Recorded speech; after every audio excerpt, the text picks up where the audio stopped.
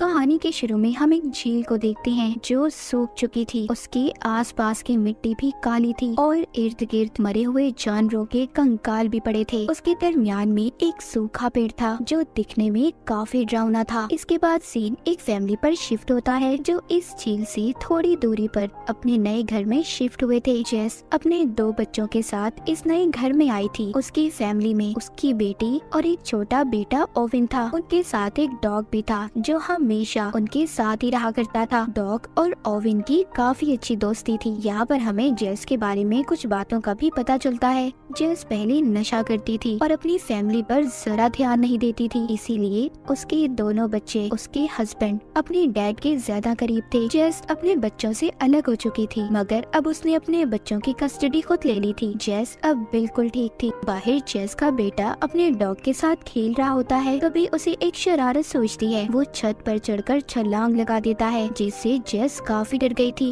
वो अपने बेटे ओविन को मना करती है क्योंकि वो नहीं चाहती थी कि किसी भी लापरवाही की वजह से उसके बच्चे उससे अलग हो जाएं। ओविन जेस से अब माफी भी मांगता है। जब ये अंदर जा रहे थे तभी हम डॉग को देखते हैं जो खड़ा जंगल की तरफ देख रहा था। न जाने उसे क्या नजर आ रहा था। वो जोर जोर से भौंकता है पर इस बात पर कोई ध्यान नहीं देता। उसी दिन रात को जब ये सो रहे थे तब भी डॉग बैठा लगातार जंगल की तरफ देख रहा था जो काफी अजीब बात थी। पर तब भी जेस उस पर ध्यान नहीं देती और सोने चली जाती है। अगले दिन जेस अपने बच्चों को अपने हस्बैंड के घर छोड़ती है। तभी उसका हस्बैंड उसे एक एनवेलप देता है जिसको जेस नहीं खोलती और अपनी जॉब पर चली जाती है। जेस एक हॉस्पिटल में नर्स थी। वो जाकर अपनी दोस्त से मिलती है, फिर एक मरीज से जिसका दुनिया में कोई भी नहीं था और वो औरत जिंदा नहीं रहना चाहती थी। पर जेस उसको बहुत समझाती है, कहती है देखो मेरी बात मानो, जिंदगी बहुत कीमती है। जिसके बाद हम जेस के बच्चों को देखते हैं जो घर वापस आ गए थे और आकर मछलियाँ पकड़ने उसी झील के पास जाते हैं जो हमने कहानी के शुरू में देखी थी। पर जब दोनों उसकी ऐसी हालत देखते हैं तो परेशान हो जाते हैं क्योंकि वो झील सूख चुकी थी और डरावनी भी लग रही थी। पर तभी उधर उनका डॉग भागने लगता है और भागते भागते कीचड़ में फंस जाता है। ओविन और उसकी बहन दोनों उसकी मदद करते हैं। जब ये ऐसी हालत में घर जाते हैं जेस बहुत नाराज होती है। वो दोनों को डांटती है। जब ये रात को खाना खा रहे थे तो खाना ओविन को पसंद नहीं आता। जेस उसे कहती है बेटा प्लीज आज ये खा लो, कल मैं तुम्हें तुम्हारी पसंद का खाना दूंगी। अगली सुबह ये देखते हैं ओविन का डॉग जंगल की तरफ देखकर बहुत भौंक रहा था। इस बार तो भागकर वो जंगल में चला जाता है।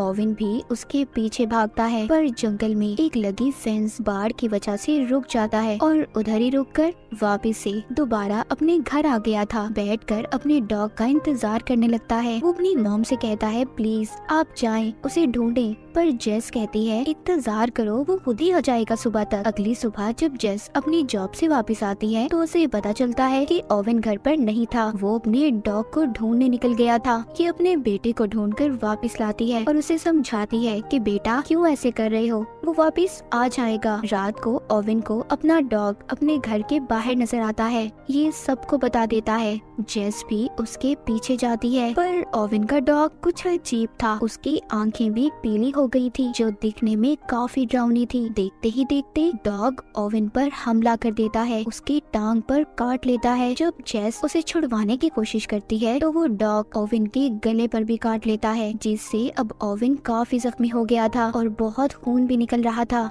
जेस उसको हॉस्पिटल लेकर जाती है। डॉक्टर उसका ऑपरेशन करते हैं। उधर जेस का हस्बैंड भी आ गया था जो उस पर बहुत गुस्सा करता है, बहुत चिल्लाता है, कहता है तुम्हारी वजह से ये सब कुछ हुआ है। जेस कहती है याद करो वो डॉग तुमने ही ओविन को दिया था। खैर ऑपरेशन के बाद ओविन की हालत बेहतर हो गई थी। उसको होश आ जाता है तो जेस उसको खाना खिलाती है पर ओविन को खाना पसंद नहीं आ रहा था। उसका जायका उसे अच्छा नहीं लग रहा था।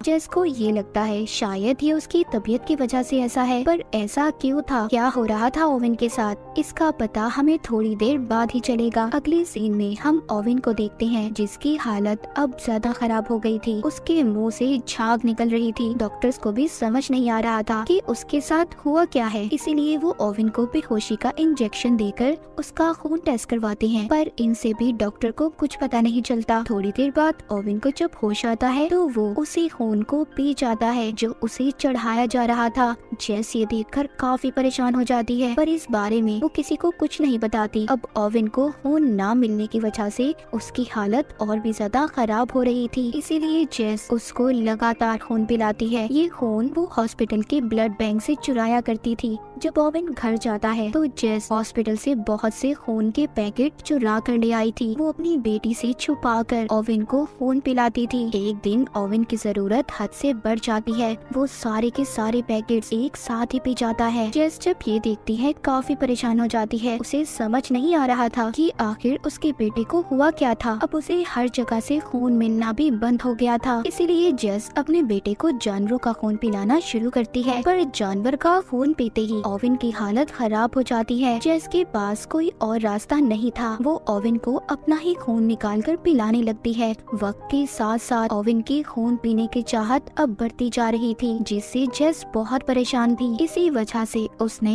उसे स्कूल भेजना भी बंद कर दिया था। एक दिन जेस रिसर्च करती है कि आखिरकार उसके बेटे को कौन सा इन्फेक्शन हुआ है कि वो सिर्फ इंसानों का खून ही पीना चाहता है। पर जेस को इसका कोई जवाब नहीं मिलता। अपना खून पिला पिला कर उसकी हालत भी अब अच्छी नहीं थी। जेस को किसी और इंसान की जरूरत थी जिसका खून वो अपने बेटे को पिला सकती। अगली सुबह उसका हस्बैंड बच्चों को लेने आता है। जेस इस बात से बहुत परेशान थी। वो एक बोतल में अपने बेटे को खून देती है, कहती है बेटा अपना ख्याल रखना और किसी को भी इस बारे में कुछ पता नहीं चलना चाहिए। फिर ये हॉस्पिटल जाती है। वहाँ पर फिर से उस मरीज औरत ने अपनी जान लेने की कोशिश की थी, लेकिन डॉक्टर उसे बचा लेते हैं। जेस को यहाँ पर आइडिया आता है। वो उस औरत का कई बार खून निकालने की कोशिश करती है, पर कामयाब नहीं हो पाती। अगले दिन उस औरत को हॉस्पिटल वाले जाने का बोलते हैं, क्योंकि वो अब बिल्कुल ठीक हो चुकी थी। उसके पास जेस आती है और उसको घर छोड़ने के बहाने अपनी गाड़ी में बिठा लेती है।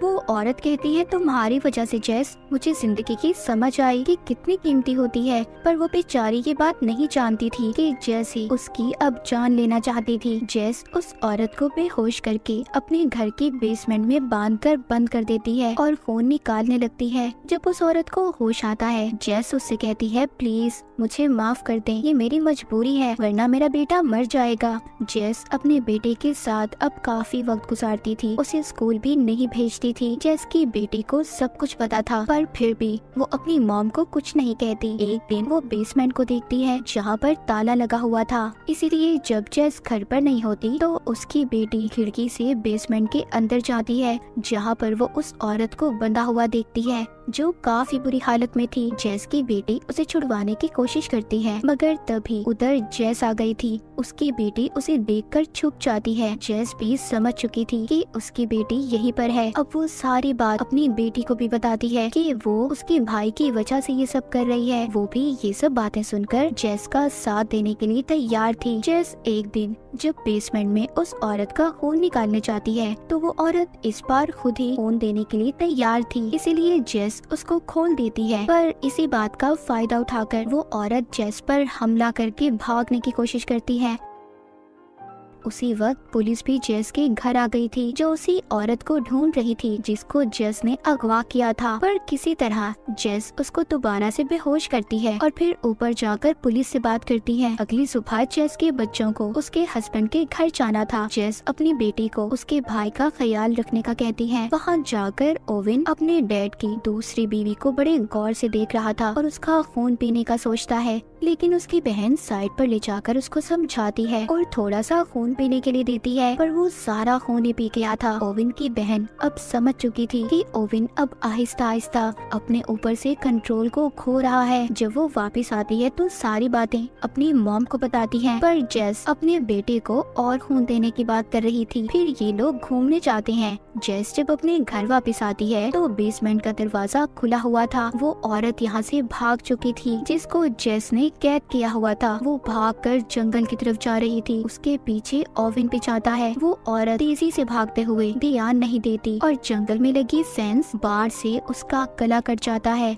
वहाँ पर उसके पास ओवेन भी आ जाता है, बाद में जेस भी। पर जेस आकर अजीब सा नजारा देखती है। ओवेन उस औरत का खून पी रहा था जो काफी डरावना था। जेस सबसे पहले उस औरत की लाश को छुपाती है। अगली सुबह जेस फिर से ओवेन को अपना खून देती है, पर अब वो इस हालत में नहीं थी कि अपने बेटे को और अपना खून पिला पाती। लेकिन ओवेन बार बार खून मांग रहा था। तभी उसके घर पर जेस का हस्बैंड आता है जो साथ एक ऑफिसर को लाया था, क्योंकि उसका कहना था कि जेस उनके बेटे को स्कूल नहीं भेज रही। दूसरी तरफ हम जेस की बेटी को देखते हैं जो उसी झील के पास जो पेड़ था उसकी तरफ देख रही थी। वो जब उस पेड़ के पास जाती है तो उसे कुछ अजीब चीजें नजर आती हैं। वो वापस आकर जेस को बताने की कोशिश करती है, पर जेस का हस्बैंड उसे बात नहीं करने देता और गवर्नमेंट ऑफिसर की मदद से दोनों बच्चों को अपने साथ ले जाता है। उनके जाने के बाद जेस फिर से अपना खून निकालने की कोशिश करती है ताकि वो अपने बेटे को खून पिला सके। उधर जेस के हस्बैंड के घर पर ओवेन अपने डैड की दूसरी वाइफ के बेटे का खून पीने की कोशिश कर रहा था।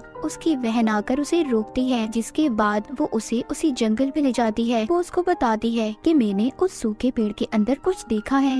वो कहती है कि मैं उस पेड़ को जलाने वाली हूँ ताकि मैं तुम्हें बचा सकूं। पर ये बात सुनते ही ओवेन उस पर हमला कर देता है। ओवेन की आंखें भी उसके डॉग की तरह ही पीली हो गई थी। उसके चेहरे पर उसकी नसें नजर आ रही थी। ओवेन का ये रूप देखकर उसकी बहन डर जाती है और भागने की कोशिश करती है। दूसरी तरफ उनके डैड उन्हें ढूंढते हुए जेस के पास जाते हैं। उन्हें लग रहा था कि शायद उनके बच्चे जेस के पास हों, जबकि वो वहाँ पर नहीं थे। जेस भी अपने बच्चों के बारे में सुनकर काफी डर जाती है। तभी उसे याद आता है कि उसकी बेटी ने उसे सूखे पेड़ के बारे में बताया था। ये फौरन वहाँ पर जाती है। वहाँ जाकर तो अजीब ही नजारा था। देखती है कि ओवेन बिल्कुल भी अपने कंट्रोल में नहीं था। वो अपनी ही बहन का खून पीने की कोशिश कर रहा था। जेस आकर ओवेन को समझाती है, पर उसकी बेटी कहती है, मॉम ये हमारा ओवेन नहीं है। ओवेन बिल्कुल एक शैतान में बदल चुका था। जेस उसको वहीं उसी मिट्टी में दबाकर मार देती है। ये काफी दुखी सीन था। जिस बेटे के लिए जेस इतना कुछ कर रही थी अब उसे ही मारना पड़ता है।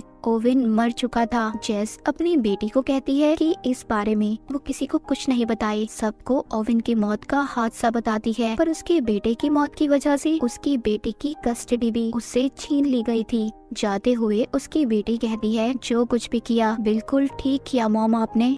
जेस को देखते हैं जो उस पेड़ को आग लगा देती है और फिर एक डॉग के साथ ऐसे खेलती है जैसे ओवेन अपने डॉग के साथ खेलता था। वो डॉग भी खेलते खेलते जंगल की तरफ देखकर भौंकने लगता है। अगर बात करें उस पेड़ की तो उसमें कोई ऐसा क्रिएचर था जिसने पहले ओवेन के डॉग के अंदर वायरस को डाला और डॉग के काटने से ओवेन के अंदर वो वायरस गया। पर इन सब में जेस ने अपने बच्चों को खो दिया था। जेस ने भी जो उस औरत के साथ किया वो गलत था, पर एक माँ होने की वजह से वो तो बस अपने बेटे को बचाना चाहती थी, जिसको आखिर में उसे खुद ही मारना पड़ा सबको बचाने के लिए। और इसी सैड एंडिंग के साथ ये कहानी यहीं पर खत्म हो जाती है।